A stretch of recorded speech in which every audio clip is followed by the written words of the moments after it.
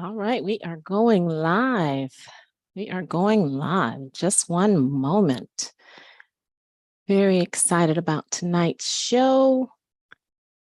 All right, everybody, I think we are live.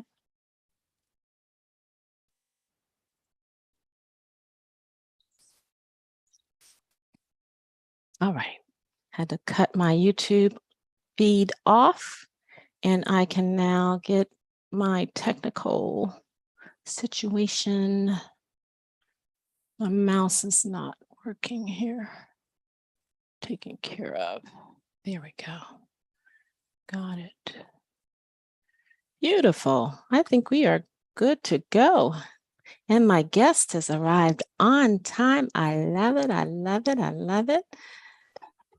Hello, Dr. Courtney Hammonds. How are you? I am phenomenally well. Let me log on. Hello. Hello. We're going to get started here in just one moment. Hello, everyone, and welcome tonight. I'm so excited to have you to join me and my guest. I am Pamela. My company is Business Concepts Accelerated, where we accelerate your business. I am a CEO support consultant, always super passionate to support others in business. We work B2B, and we support primarily as a B2B referral network. As it relates to marketing, branding, public relations, and strategy being capital. So at the end of our broadcast tonight, I will share a little bit more about our upcoming signature event where we match founders to investors. And that's our passion and our mission in regards to that piece of our business, one of our pillars being strategy. As it relates to capital. So without further ado, I'm so excited to have my guests on BCA B2B Live, our YouTube channel. And this is where we talk to, CEOs from across the world, those who are motivated to do business globally. And so that's very important as we continue to build our global conglomerate, as I like to think of it. We got to do it, think the highest level of where our vision can go, right? And so without further ado, everyone, please help me welcome Dr. Courtney A. Hammonds. So welcome to the show. Hi. How are you this evening? I am fine. How are you? You know what? Life is phenomenally well. And I'm excited to be on this evening with you and your guests. Thank you again. Thank you, sir. I appreciate it. Well, I love speaking with you as I learn more and what inspires you. Just to kick it off, I'd love our listeners to, our listening audience to really hear your story and your love for fashion and how it was initially recognized. Awesome. So you may be wondering, why in the world do I have on a New York hat? I am not a hat guy, but I did that intentionally as an introductory tool just for this evening. I am literally a small town guy with big city and big world dreams. What bigger city in the United States is New York? But I am from Columbus, Georgia, the metropolis thereof, but had the opportunity for a diminutive stay to live in Berlin, Germany, where my stepfather was in the Army and my mother was a model at the time. Mm-hmm. So now that introduction's done, I can take the hat. So small town guy with big world dreams and aspirations. That was my lot in life and that was my opportunity. So as I mentioned very quickly, my mother was a model. So my mother and father's side, both of my grandmothers were very hands-on with knitting, sewing, and all of the like.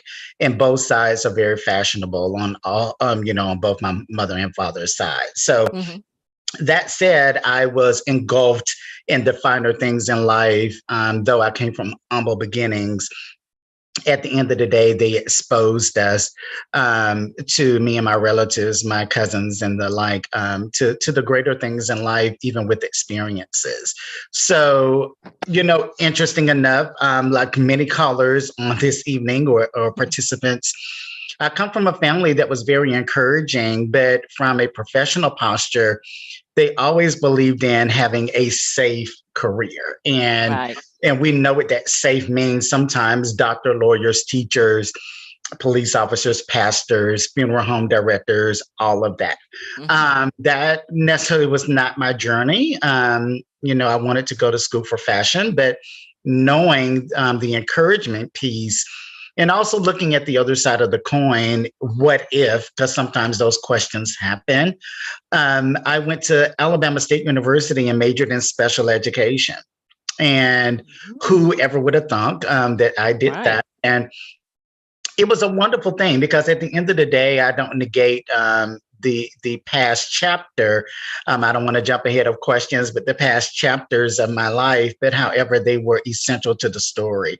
So interesting enough, I did that, taught in Atlanta for several years in Covington, Georgia, Newton County, out of all places.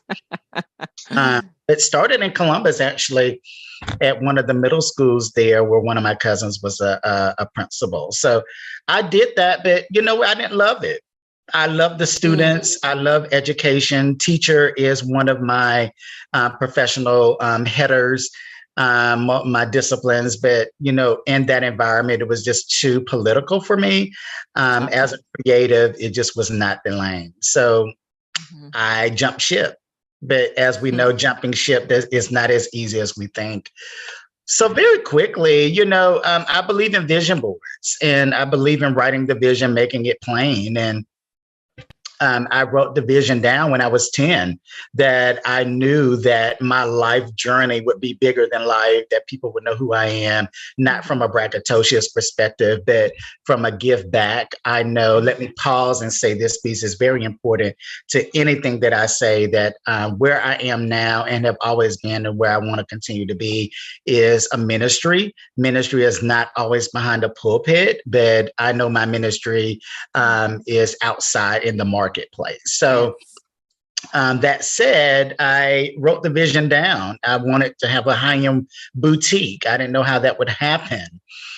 So interesting enough, I was getting my master's degree and my classmate, we had to do a project and she says, "You're my partner." And I said, okay. And we met in Phipps Plaza for lunch. So here's the segue, is that oftentimes, with the next dimension of purpose comes with, unconventional people, unconventional events in our lives that we don't know. And I call them purposeful pause moments. And so this pause moment happened over lunch on a Saturday, and we weren't talking about the project. And I said, well, I'm thinking. And so long story short, we walked around and she says, "Welcome to our project." It was a brick and mortar store that was being built out. It was called Europe Designs.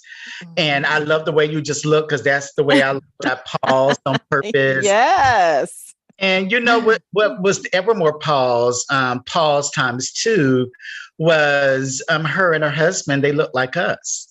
And if we're talking about Phipps Plaza, as we know, is the epitome of high-end and luxury here in Atlanta, Gucci, Jimmy Choo, the list goes on and on. We didn't see people that looked like us on a regular basis, especially 20 years ago. Yeah. So with that said, it just kind of caught me off guard. But it also showed me a valuable lesson not to judge a book, and also the book the book and the story that God is giving us. We never know who the characters will be in that. And so her and her husband were pivotal characters in my life to thrust me into my next. And so I started working in the boutique when I was teaching school during the week. And so I would work on the weekends, and I did that for several years and ended up becoming the manager, part business owner, all of that at 23 in Phipps Plaza. And that was my entrance into fashion. Wow. Wow. It's just beautiful how everything, was happenstake, but it happened for a purpose. And I love that. I love your story. And as you were speaking, you kind of referenced to the point of, as a young lad, wanting people to know your name. So I know that confidence is a mindset that ignites for different people at different times of their life. So how did you know that people would know your name? I really didn't, but I always knew, and I really don't mean this in an arrogant manner. And I hope that your audience knows that. I know you do. You know my heart. But I knew at an early age that I was not meant to be basic. I'm letting that sit in. Proper pause. I'm letting it sit in because I know people weren't expecting me to say that. And so let me explain it though. Let me explain it because it bears a deeper understanding of what I mean by that. Yes. Because on the surface level, oh my God, did he really just say it? But on a deeper level, I did. Let me tell you why. It's because nobody on this call, pre and post call, should believe that they're supposed to be basic. God created me to be amazing as he did everyone on this call. Yes. And so it's not ironic that I drive a car that only takes 93 octane. And so why would I put an 87 in there? Because it won't run efficiently. And so that said, putting it into my purpose and to the life trajectory that God has ordained for me, why would I settle for anything other than 93? And so I come from a lineage of people that were automatically my cheerleaders, even though they are now. Even to this day, they are still that. So I don't know what it means to have an 87 octane when it comes to purpose, when it comes to next, when it comes to expectations, even when it comes to worth. So I came out the womb knowing that if you don't reach for the 93 won't come. But if you reach for that 87, it will come in bare minimum as well. And so I never have sought for the acclaim, but what I have always sought for and prayer that I continue to seek for is purpose. Because I think at the end of the day, when you are aligned with purpose connects with you. And there are other additional opportunities and doors that will open. And that is my life. That's my claim to fame, not for my name to be in lights. If that happens, that's a byproduct. But I understand that at the end of the day, it had to start with a seed. Because the harvest can come if you don't plant anything. And so day to day, I purposely plant seeds of encouragement to others because when it's watered, that comes back to me. And so I often, from the teacher space, always teach and lead from a place where I did not get. So I had instructors, I had people in positions in other phases of my life that were not the most pleasant for whatever reason. And that had nothing to do with me. And I didn't allow that to penetrate my heart. But at the end of the day, I also know that people do look up to me for whatever reason. And I'm honored by that. And so that's a responsibility. And so with that responsibility, I have to give them a 93. Because if I give them an 87, that they don't have anything to look up to. That's all right. That's the bare minimum. So again, to answer your question, I came out the womb as a 93 and 87 should irritate everybody on this call. I agree. And I love it. I love it. I really do. And that was the vein it came from, is the fact that very early on, you knew that your name, whatever it would be, had purpose. So just love it. Absolutely love it. Thank you so much for that. So that kind of leads into the next question, asking in regards to how do one, and really this is an inspirational question, believe in intentionally building characteristics that help us to reach our fullest potential along our own journeys. Wow. Well, you know what? I think my answer probably is going to be in the vein of all the other ones, probably not expected. For characteristics to be developed, sometimes you have to be stripped. And I think of the analogy of buildings being demolished. And sometimes people wonder why these amazing buildings have to be demolished. Why can't we preserve them? Why can't we just rebuild on top of them? And the reason why is because we got to get to the foundation. And sometimes if we don't get to foundation of who a person is in order to know what the core of them is, we can't build them up into the next phase of who they are. And so I had to go through bankruptcy to let me know that I'm worth more than what I went through. And so that's a key point, because a lot of times people, they tell you the successes, they'll tell you all the highs, but they negate the lows. And I don't really consider that a low. I call it a teachable moment, a development opportunity.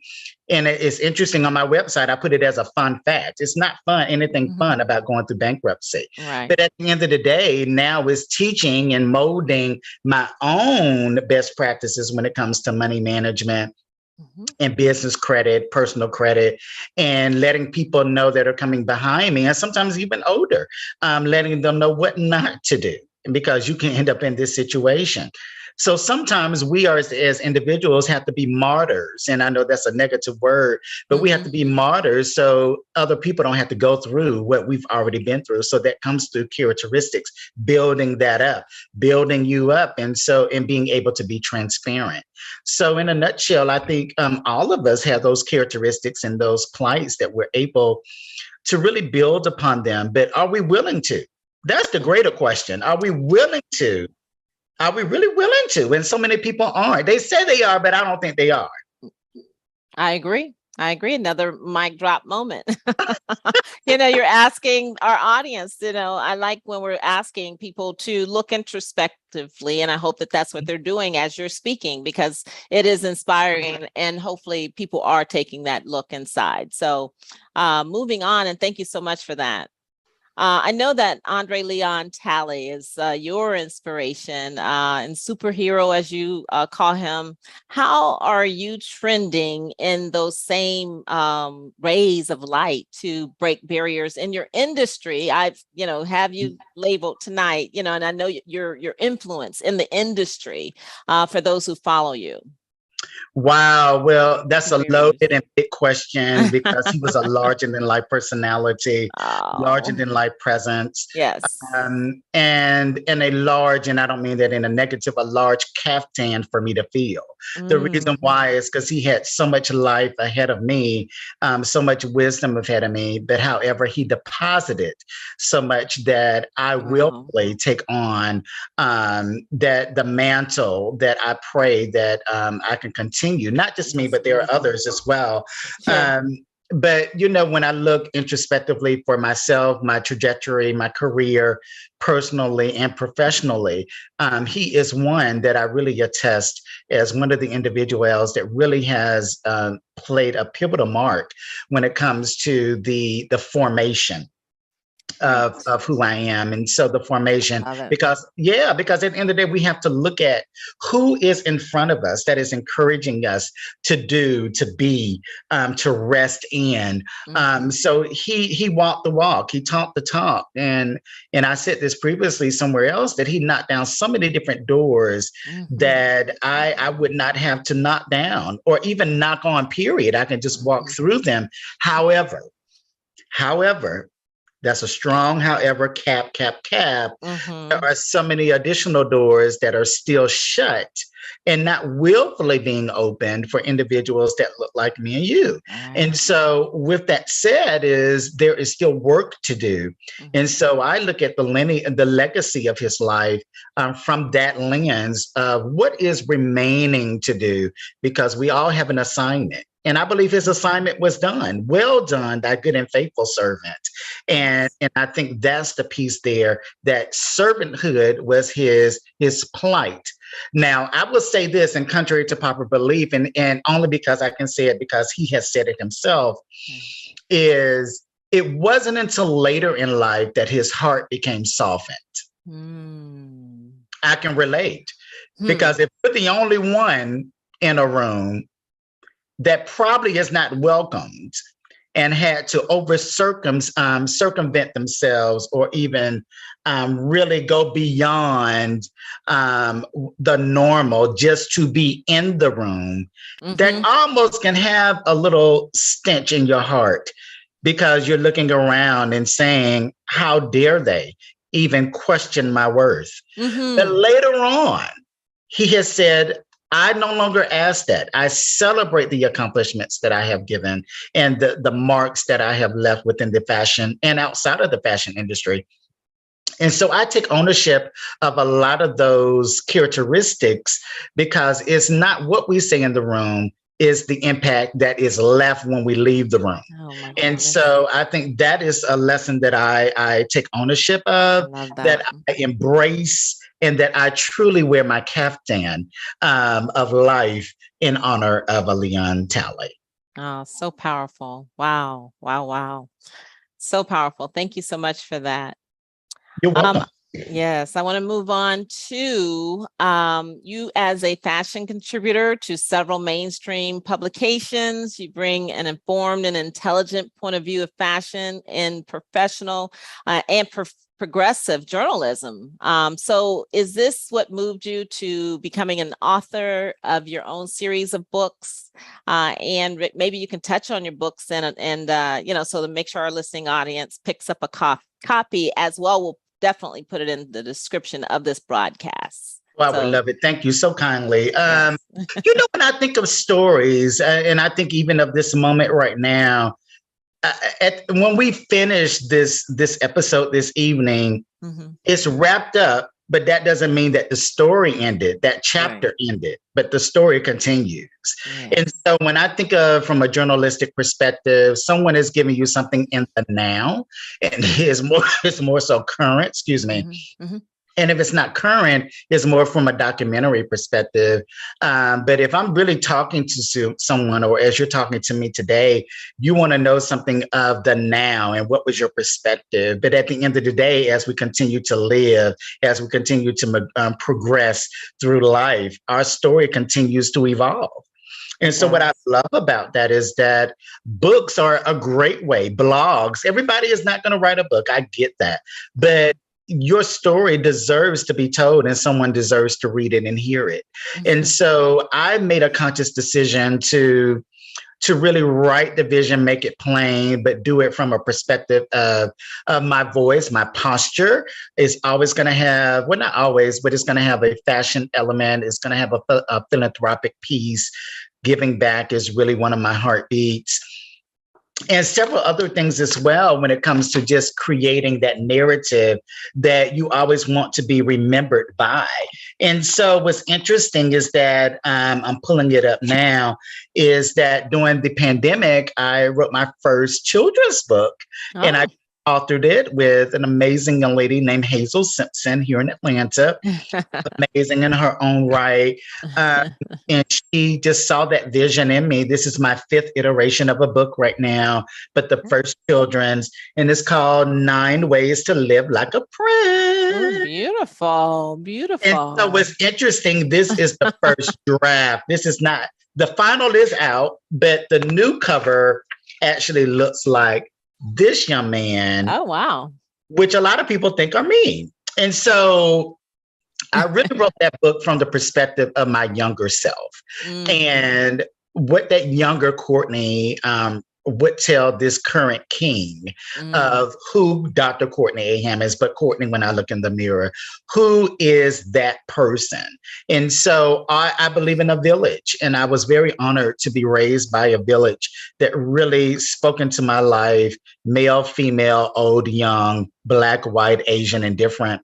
But specifically for African Americans, our tribe, they spoken to me, and they raised me with morals and ethics that really cultivated who I am today, and really molded that king that I walk into. So that's the real uniform that I walk in.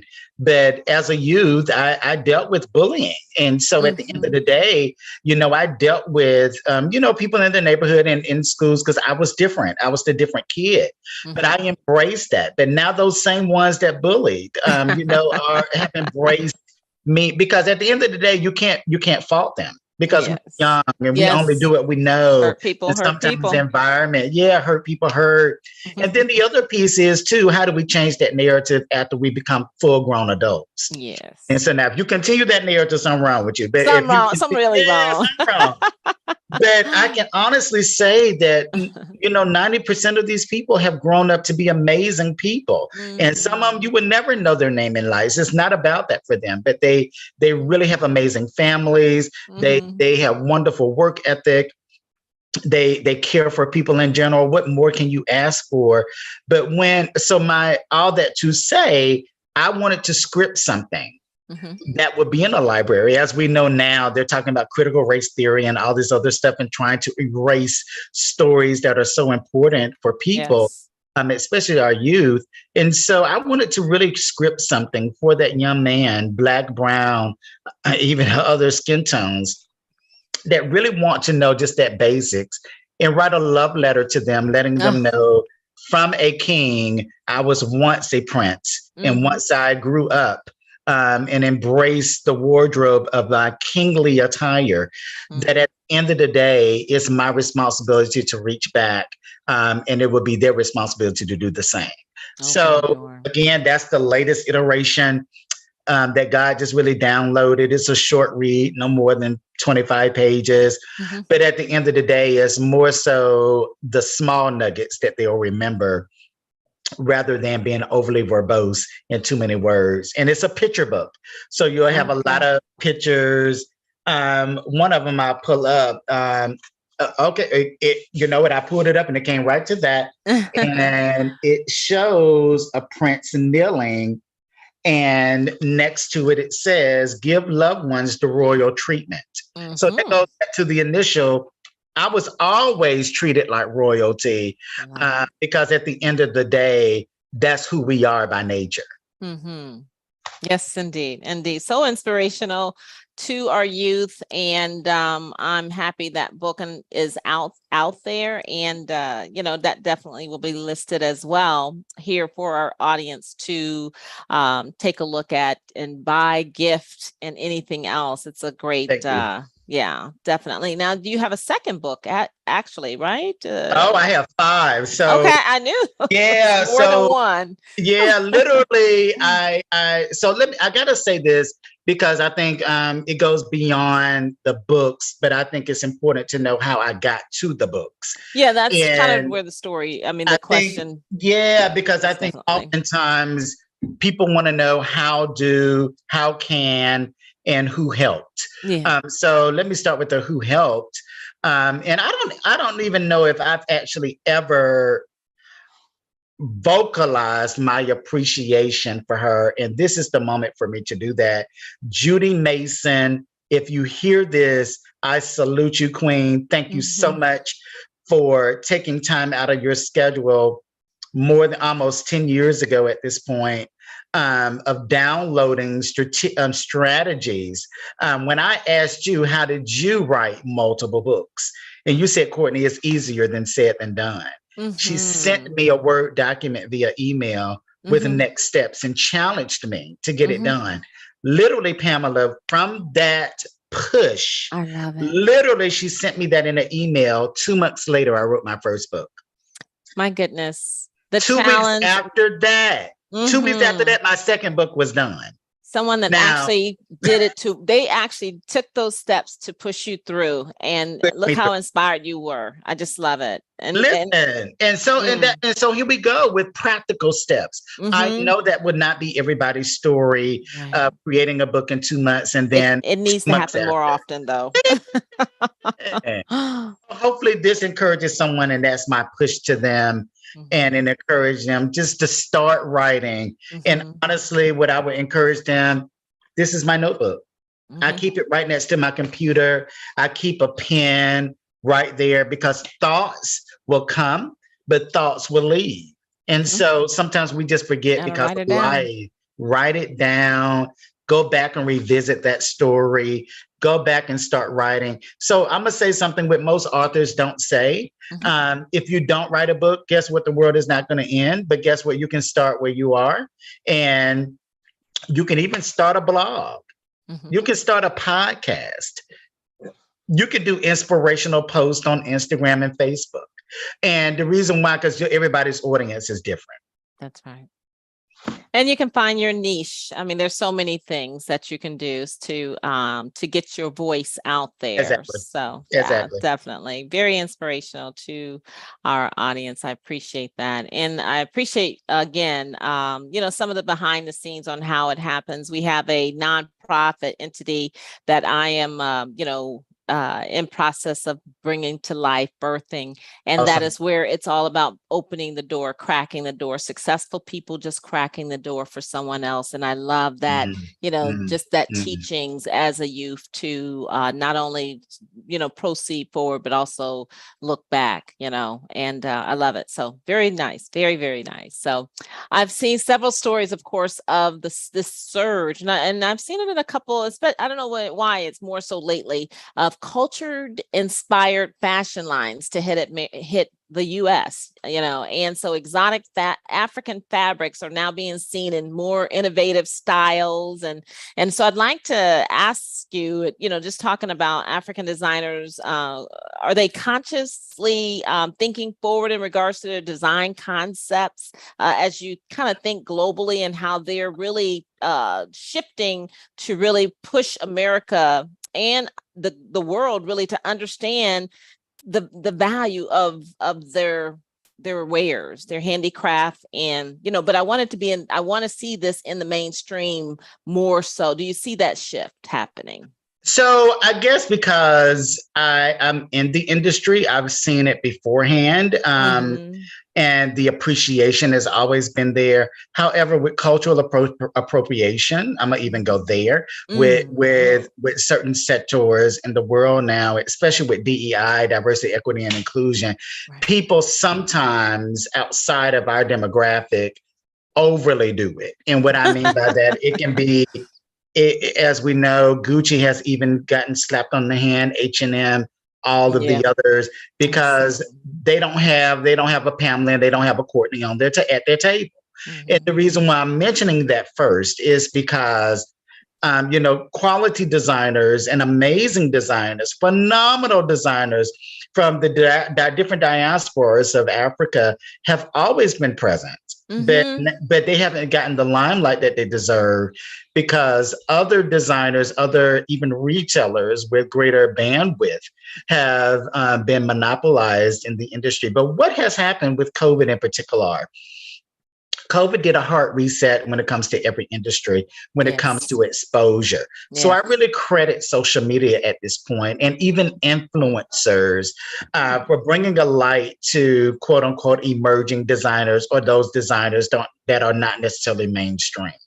And so I know I went around your question, but when it comes to exposure to the greater masses of your different prints and even style aesthetics, when it comes to the diaspora, whether it's Ghana, Nigeria, when it comes to Sierra Leone, whatever country, or even Caribbean islands, or even the United States, when it comes to designers of melanin tone skin, of giving them a platform of quality designs. So for me, I don't have to wear your Gucci's, your Chanel's. I have all of that, but I love supporting people that look like me. So ironically, the glasses I have on now are Black owned. And it's a brand, shameless plug, Savant and Scholar. But we found each other. He does all of his marketing on Instagram. And sells out amazing. But what that says is that when I put them on and people say, are they Tom Ford? I think that's a major compliment, but I quickly correct them. No, it is Savant and Scholar, or whatever brand that I'm representing at that point, because they deserve as much excitement as we'll give a Gucci, a Tom Ford, a Burberry, or any other brand that is on a massive scale. So all that to say, it goes beyond the clothing for me. It's even the accessories, but ultimately it's all about the branding and marketing. Because we can say, are they getting exposure, but do they have the bandwidth to even handle the clientele? Are they ready? Is their story even being portrayed correctly? Right. And, and when I look at their marketing, their website, can I get it? Or do I have to decipher the story or the clientele they're selling to?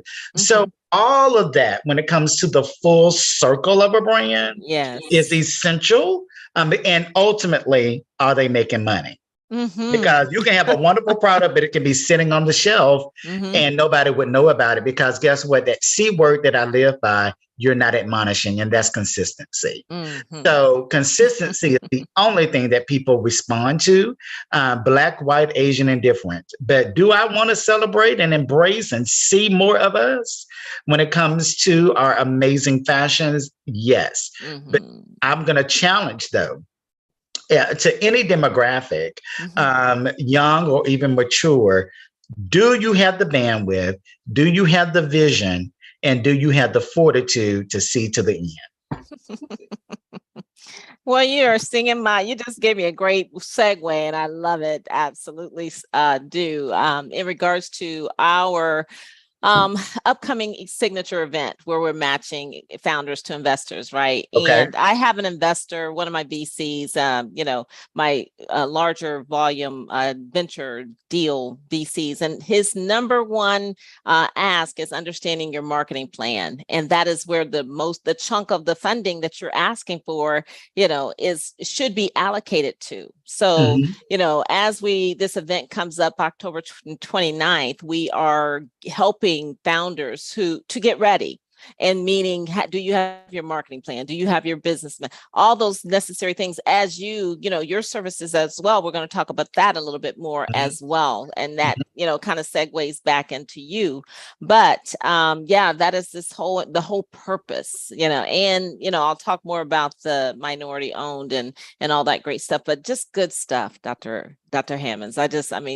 It's just great. So, but you serve also on the board of the St. Lucia Fashion Council and advise the Miss Universe pageant. I know you're advisory council for Startup Bootcamp Fashion Tech in Milan.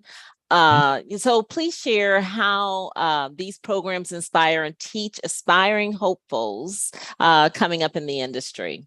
A wonderful question. Thank you. And it goes back again that no part of the book or story should be negated. You can always go back and revisit it. And so this next phase of my life, currently, I'm so honored to work with all of those brands from an advisory and mentor space. But what I always do is challenge them, no matter young or old or mature. I don't like the word old, but more mature is, are you really prepared? Because anybody can write down or vocalize what their expectations are, but sometimes they live in a false reality. And what that false reality is, that success is not going to happen overnight. And then also I have to challenge them what their barometer of success is, because sometimes it can be a little miscued, because my barometer of success is not money. Mine is really longevity of a brand. And so with longevity, money comes because people see, again, that word consistency. And so working with them, going into what you're saying is that making sure that the infrastructure and foundation is set up correct. So you can have that creative genius, whether it's, having, a little bag like this, or, these glasses, all of that. But now once you sell out, and then now the people are looking to purchase again, or they tell someone else by word of mouth, what are you going to do? Are you going to tell them that you're not prepared for that? Right. And so I would rather you wait. We don't like that word. It's two words that's the biggest cuss word that people don't like. Wait and know. Wait and know are the most there. I don't understand how people get so offended by that, but I do understand, because people don't like waiting and they don't like to hear the word no, because we're so accustomed to saying yes. Oh, you can do it. Oh, you can be anything. No, I don't believe that. There has to be some limitation. Everybody will not have their name in lights. Everybody will not be in a Neiman Marcus or Macy's. Right. But if you're not, guess what? You have social media. You can create a Facebook ad. You can go to a pop-up shop. You can do so many different things that you don't need all those things that most brick and mortar stores are struggling with in this day and age, because they feel as if they have to have a physical building in order to be successful. And so all that to say, I give them other swim lanes, in order to realize that there are other ways that you can get the same result. But what works for me may not work for you. But oftentimes I'm giving you a greater picture of creating a different narrative. But at the end of the day, you can still be in the same book. You're just a different character. You're just a different character. It's okay. Yes. That cosigns, with the perfect dot and period. Yes. So thank you so much. That was great. My next question kind of walks us back into those motivational, conversation, I guess, a little bit, but I really want to talk really about building legacy. And so today, I know our theme for today is Dr. Courtney A. Hammonds, the GOAT of fashion culture. And so how do you feel being tagged as the greatest of all time? Because I gathered that not only from the fashion culture, but also your passion and in humanity. And that's where that came from as far as the title and theme of this show. And as I was Googling, the essence of the GOAT, Muhammad Ali is the original GOAT, right? So just share your walk, I guess, into your legacy. Wow, that is so. One, I don't even know how to respond to that. I know. And I say that because that was, I don't even look at myself as that way. I'm going to tell you how I look at myself. And I'm going to tell you, I really go through life like a sponge, absorbing things, but I squeeze them out.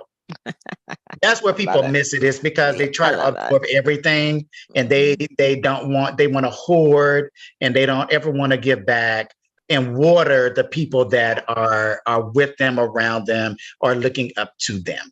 So my prayer daily is to remain teachable, to remain a sponge, because I know I don't know everything. There are other giftings that I know are still being cultivated that will be released when he wants them to be released. But I also know that I keep going back to that word martyr, that I have a lot of stripes on my back that I had to go through things in the industry, some by will and some by not, that were just not clearly not. This is metaphorically. However, I went through those things throughout my over 20 plus year career. Again, so some of the people that are behind me don't have to go through those things. Some of them I would never utter. Some of them I'll just say, go ahead and do this, you can do. And they don't know that door was plowed down, not knocked down for them. So with that said, is there were people that had to do that for me that I looked up to. Not that they have to do it, but they chose to do it.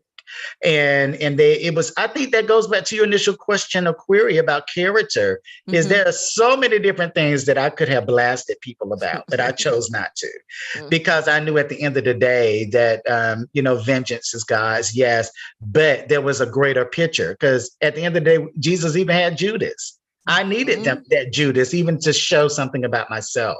And so there was patience, there was love. Because at the end of the day, we still have to love them. I want everybody to eat, but you just can't do it with me though. So especially if you didn't bit me now. You can't do it with me.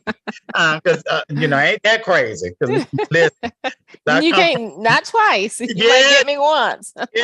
One time. But with that said, those are lessons that you learn over time. That's so true. Yeah, and so it's not going to happen immediately. It's not going to happen instantly. It may happen again, but when it does happen, you are aware of it because you have seen it before in a different dispensation of your life, and you're able to see it and matriculate through it again, but more victoriously, be able to have a different outcome. So I'm honored that you see me in that posture. I'm most appreciative.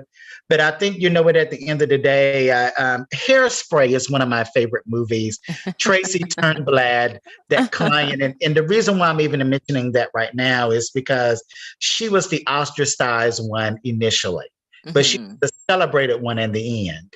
And so I look at those characteristics. Oftentimes growing up, even in the beginning of my career, I was laughed at. I was even questioned. Are you supposed to be doing this? You have a degree in special ed, then you got your doctorate, your master's, then your doctorate. You got all those things, but you should be, I hear this often, and I have to correct people. You should be on TV. You should be doing these things. I've done those things. But at the end of the day, the things that I have done have brought so much satisfaction. Yes. And who's to know where the story continues to unfold, how it does. I don't know, but it's not over. It's not over. But I'm so excited about this journey that I'm on called life. Yes. And so many people I know that are on wonderful journeys. I celebrate them as well. But God has been very kind to me. And so at the end of the day, I celebrate those moments. And you know what? Everyone has a common thread. And so it's our responsibility to find what that thread is. Yes. That's the humanity part. I love it. So, well, I know we're getting down to our last few questions. I know most people went through this, of course, transitional period as it relates to the pandemic. And so I'd love to know, how you came out of that. I know you birthed, this is where your company, I believe, was birthed. And so tell us a little bit about your company. I'd love to know. Awesome sauce. So, you know what, during the pandemic, everybody was put on this purposeful reset, this pause, purposeful. All of that. Yes. And, but like many people, here's the human side of me, the vulnerability side of me, I'll say. I was wondering what was next. And like, I've done so many amazing things, but I know it's more to me in this new season. So I had to ask that hard question and be able to receive the answer. And I think that's the piece right there that people don't know how to look at the man in the mirror, because when you look at him, there's going to be a reflection. So I saw some things in me that I didn't like, and I worked on them. And what better way to do it when you're locked in your own house? Wow. So I was able to focus on those things, but I still was able to put in the work. So sitting at my computer like I was sitting now, I wrote down a lot of my accomplishments, not from a braggadocious perspective, but to really, sometimes you don't even realize all the things you've done. And so, like, I really did this. Oh, Courtney, what? Thank you, God. I forgot about some things. So I wrote it down, and then I had my name on a piece of paper for something. I don't know. Sometimes I just write my name down in cursive. That's a foreign language to some of these people. They don't know how to write in cursive now. So true. Oh my goodness. I know. So I would write it down in cursive, because now we can even endorse the check and upload it on our phone. And I think that's what it was. I was endorsing something. Anyway, my signature was down. I looked at my name, and Pamela, I looked at some of the accomplishments, and they paralleled with my name. Here I go with that. I departmentalized some of the things. And from the fashion place or space, they were all creative. That's my name. And then from the teaching side, that's all academia. That's Antonio. That's my middle name. Okay. And then I looked at some of the other skills from a human resource perspective. Hammonds. And so I instantly wrote down CAH. And then I said, oh, Ka and Co. And I went on Google to see if it was available, and I just the LLC. Wow. And guess what? My consultancy was birthed. And so I have a consultancy firm called Ka and Co. Where I focus on creatives, academia, and human resources. And I have 3 retainer clients, and they're amazing. One of them is Kina Bella. It's a luxury athleisure brand who recently just got launched on Walmart.com. During the pandemic. Her name is Miriam Belaz. I'm so excited and proud of her. Then I'll have another one that was just recently featured on House Hunters on HGTV, Triton Realty Group.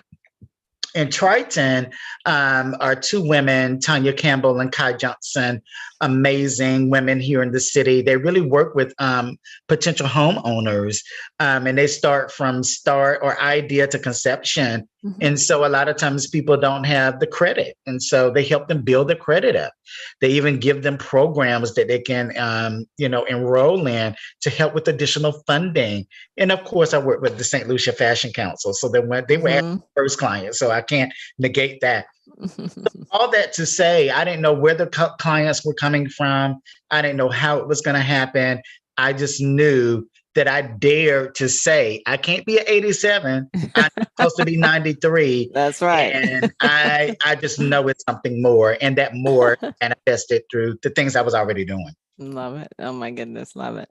Well, beautiful. So of course, my YouTube channel, BCA B2B Live, we talk to CEOs who are motivated to do business globally. Please share how you, opportunities you'd like to explore globally, or collaborations, or anything that you'd like to put out there in regards to the universe and doing business globally. I love it. I think, what the world is large, and the first thing that people have to acknowledge is not to remain local. Challenges are global, but solutions are local. Yes. And so at the end of the day, your solution, though, may be able to be transferable to a global challenge. Yes, indeed. But if you're not able to handle it from a local level, what make you think you can handle it from a global perspective? And so I always tell people, before you go global, go from where you are, the sector or space that you're in. Mm-hmm. The next thing is, now the capabilities of going global are so beyond the reach and thought of what we could ever imagine. Because again, right now we're on a global platform. Whoever would have thought, from Zoom and YouTube and all these things, that we can reach the different corners and the four corners of the world. And so I always tell people is that when you put in the work recognizes you. And so when you continue to give out excellence rewards you, and excellence does not have a demographic. And so I'd be willing to work with all genders, all nationalities, all time zones, and be able to show up before time. And I think that's the key as well. When people show up before time, they respect you greater, because that means that you respect their time. Mm-hmm. And follow through is the biggest thing for me. Is that, social skills are really negated at this point. Yes. Thank you can go a long way. Or how can I help you with something can go an additional. Mm-hmm. And I think the ultimate N word is networking. Is your network is great, but at the end of the day, who are you networking with on purpose? Mm-hmm. And so it's not about the numbers, it's not about the likes. Again, it's about that consistency, but it's also extending that olive branch to people that probably are not even in your sector. And so that even goes with mentorship. All of my mentors are not in fashion. Mm-hmm. Because I went through bankruptcy, so I want an accountant on my team. So I know what are the latest trends that are coming out from a financial cryptocurrency and all of that. That is so foreign to me. But at the end of the day, if you're around people that's their bandwidth and, those capabilities, it makes you look better and makes you look stronger where you're weak. And at the end of the day, we can all get to the finish line together. So I encourage people to just 3 things: build, educate, always do it with the style, perspective, but you want to build up the momentum around you and educate yourself to where you want to go. Even if you're where you want to go now, how can you take it to the next level? And call, you're available. Yes. You want to do business? Yes. Don't matter where you are, just call. Yes. So our last question is just that: what is your call of action? How do you want people to best reach out to you? And, what do you want them to do to help you in any way, shape, or form? Oh, wonderful. I thank you so kindly again, Pamela, for this opportunity. I think, ultimately, I think people need to show up because, at the end of the day, people need you. Your voice is so pivotal. And that means everyone that is listening. Everyone is pivotal in their space. They have to know that. They have to own that and be unapologetic about that. I don't know how to be anybody else because I think that's a fraudulent activity. I'm not a fraud. So I only know how to show up in my authentic self. And through authenticity, that means that you continue to evolve. And so I think people should learn how to embrace the now, but also know the now is not always going to be inevitable, because future should be your end goal. People can always find me on all social media networks at I'm Dr. Ka, IMDRCAH. And on there as well, under the bio specifically, you click and it goes to my consultancy. I try to put everything on one space where they can find. I do respond quite easily and thoroughly, because at the end of the day, I love to purposely meet people. And when you purposely try to connect, what happens is now you're making yourself available for purposeful opportunities to come to you. So this opportunity right here with you, I am so grateful that it continues to catapult to greater heights. Absolutely. As you give people a platform. May it be watered back onto you. So thank you so kindly. Thank you so very much. And yes, this is just the beginning. I, as a producer of large scale fashion shows for over 17 years, and just so much more, so many other things, I know that we have some great alignment. So I'm looking forward to continuing this conversation with you. Thank you so much for joining me. This has been wonderful. I knew you'd be a beautiful guest on this show. So I appreciate you. As our YouTube channel continues to grow, please do like, follow, and share the channel. And, just even if you don't watch the whole broadcast, just give us a little like. It's a beautiful day. That now, So, but I do appreciate you so much, Dr. Hammonds. And again, I look forward to the continued collaborations and anything else we can do to do great things in this world. So thank you again for joining me. Thank you. You have an amazing day. And thank you everyone for listening. All right. All right, everybody. Well, thank you so much again for joining us. I just want to share one last little thing in regards to our upcoming signature event. It's the BCA Deal Flow Signature Event. It's coming on October 29th. It's a two-part process that I want to make sure you know about. And you can follow me on social media at bcab2blive.com or just BCA B2B Live. I want to make sure you understand there's two parts. First part is just filling out the form. If you'll go on that social media or inbox me at bcab2b@gmail, I'll send the form to you, the link. Fill out the form. Once you do that, this part 2 is having a conversation with me. And therefore, we will learn if you have all the components to being ready. What are you going to be ready for? You're ready to receive your official invitation to come and participate in the event in October. That is where we're going to match investors to founders. Okay, my passion is to support Black and Brown businesses, minority-owned businesses. Why?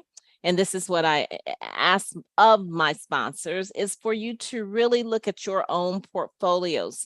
And there is a serious inequity and lack of capital funding to these founders. And it's deserving, because there are ready ventures out there that you need to know about. So I ask you, investors, to come and participate and meet with our founders as well. Sponsors, please come and help us make an even greater impact. So just a little bit about it. Please reach out. I am happy to send the information to you to ensure that you're ready. And one last thing, leading up to October 29th, that's 2 full months, we're going to be sharing every Wednesday what it takes to be ready. So you have time. If you don't have all the components necessary to be ready, we're telling you what those components are, and then we're going to give you endorsements on ways to get ready. One of those, I would love to be inviting you to speak with Dr. Kai, right? And in this corporation. Dr. Hammonds, I apologize. I want to make sure I was thinking of your company. That's all in itself. But It's okay. I take it. I take you're a it. great referral for this purpose, because this is exactly what we're doing, is helping people to be ready, right? Mhm. And so we're going to help you, guide you in that process, and make sure as you sit down with investors that we're not only we're presenting ready founders, right? That is my promise to them. So what do I have to do? We have to get you ready. So again, if you have a product or service, it doesn't matter if you're a startup.